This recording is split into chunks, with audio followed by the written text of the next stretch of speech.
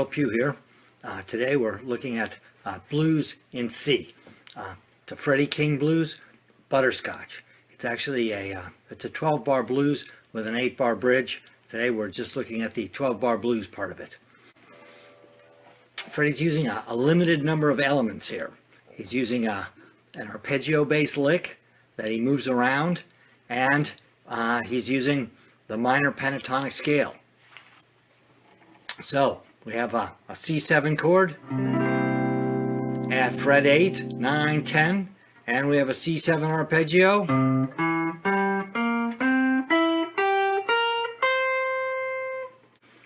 We have an F7 chord, also at frets 8, 9, 10, and we have a F corresponding F7 arpeggio. And we have a G7 arpeggio and chord at frets 2 frets higher. So chords on frets 10, 11, 12, and the arpeggio will use fret 9. So Freddie will take the lower part of that C7 arpeggio. He's going to take 3 notes out of it. The C, the G, and the B flat. We'll also use the higher C.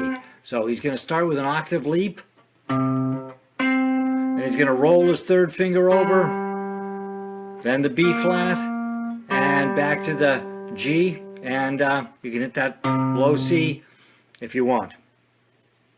So if we look at that arpeggio, we can see that we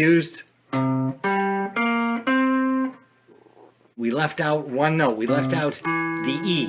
So he didn't define the chord as being major or minor in the arpeggio. We have the 1, the 5, the flat 7, and another 1. When he goes to the F chord, he will do that same trick. We're going to have the F7 arpeggio, and he will take, out of those 4 notes, F, A, C, E flat, and then another F. He's going to take the F, the C, and the E flat. So we can play this lick using only 2 fingers, fingers 1 and 3. And on the G chord, on the G7, he's got that same arpeggio shape. G, B, D, F, G. He'll take just the G, the D, the F, and then the octave G. But he's going to dress it up a little bit. This is in measure 9. Then he'll move that down 2 frets. So we're on the F7 chord, and once again we're going to use out of the 4 notes that we could use, F, A, C, E flat. He will use just 3 of them, the F, the C, and the E flat, and he'll use that same little variation.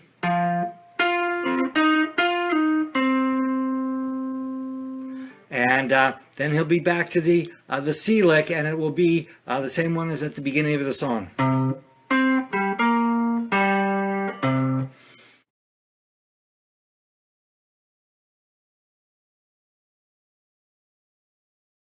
So out of the 12 measures, he plays the arpeggio-based lick on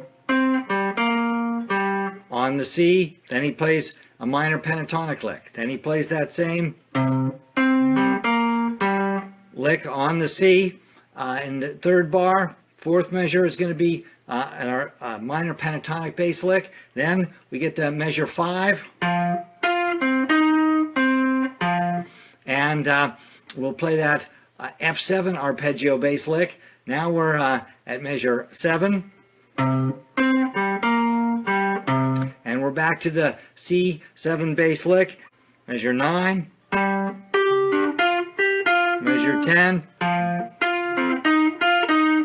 And then measure 11. So out of the 12 measures, in this blues, he played basically 1 lick for 7 of them. Very good use of material. Freddie's kind of an economical player when he wants to be. Now, in between those arpeggio bass licks, he used a minor pentatonic bass lick. So the minor pentatonic scale is going to be at frets 8, 9, 10, 11. So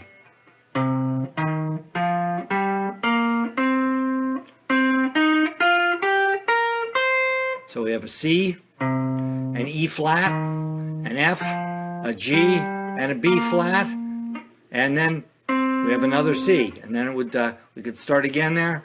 Same notes. C, E flat, F, G, B flat, C. The most typical bend used in this scale position would be to bend the F in this key to the G. So we got there's the C, there's the E flat, there's the F. We could play the G there, but it's bluesier to bend to it.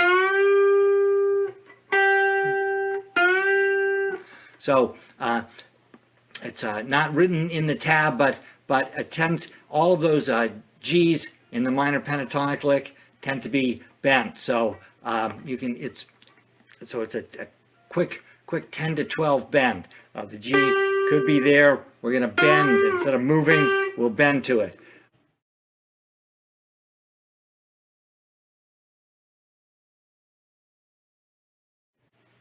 So he plays the C7 lick based on the arpeggio. Now, so he bent, then he hit it and released, and then a pull off. Now we do the same lick again. Then so that was back to the arpeggio bass lick, and now we've got a minor pentatonic bass lick, and it's going to start with 3 bends. And then pull off that F lick that's based on the arpeggio, and now we've got the minor pentatonic lick. We'll bend to the G, bend back down, E flat, pull off, and we're back to that same lick on the C. Now 2 bends, then hit the F and pull off, and now we're going to move up 2 frets and do that fancier G7 lick. Then down 2 frets, do the fancier F7 lick. And we're back to the C to C, that C7 bass lick. And then there's a G7 on beat 2 of measure 12, and he slides into that. And it all starts again.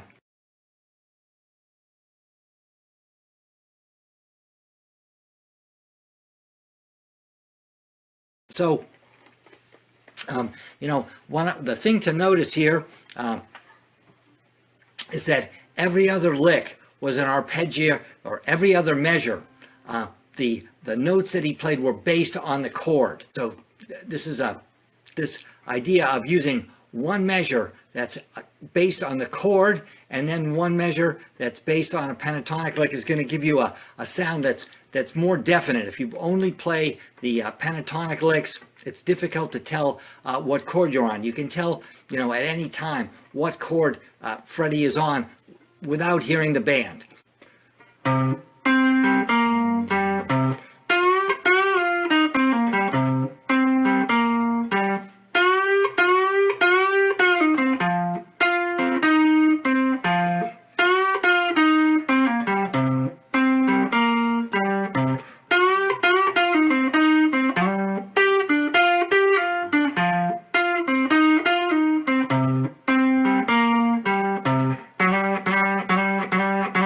The second time that Freddie plays it, he tends to play the arpeggio bass licks